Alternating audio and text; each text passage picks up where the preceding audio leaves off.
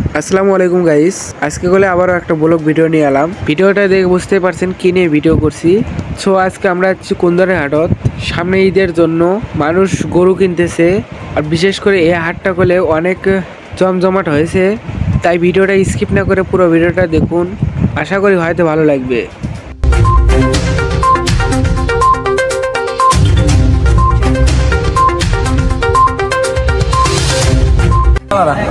বুঝছেন, আমাদের দেশটা আল্লাহ যেভাবে আছে আমরা তো গরিব গরু বেচা খাইতে পারি, ইন্ডিয়াতে যাতে গরু না আনতে পারে। এখন যে গরু আছে এই গরু দিবে আমি বেচতে পারি না।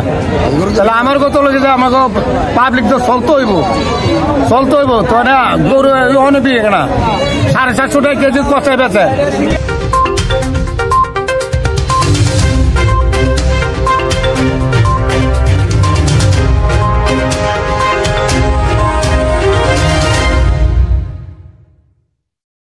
আর মোটামুটি এই হাটত বিশেষ করে অনেক বড় বড় গরু বাছুর আছে, অনেক বড় বড় ছাগলও এই হাটত আছে।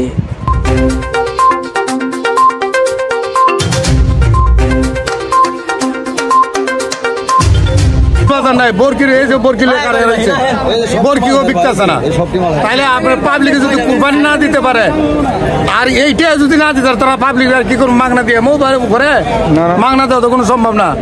তাহলে আর কি করা, ওটা পাবলিক আঙ্গরে আইব।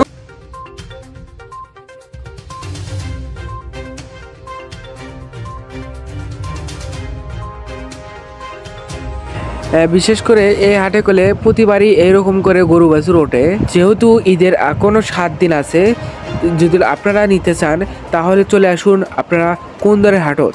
আশা করি অনেক সুন্দর সুন্দর গরু বাছুর নিতে পারবেন এবং ছাগল নিতে পারবেন। তাহলে চলে আসুন কুন্দরের হাটত।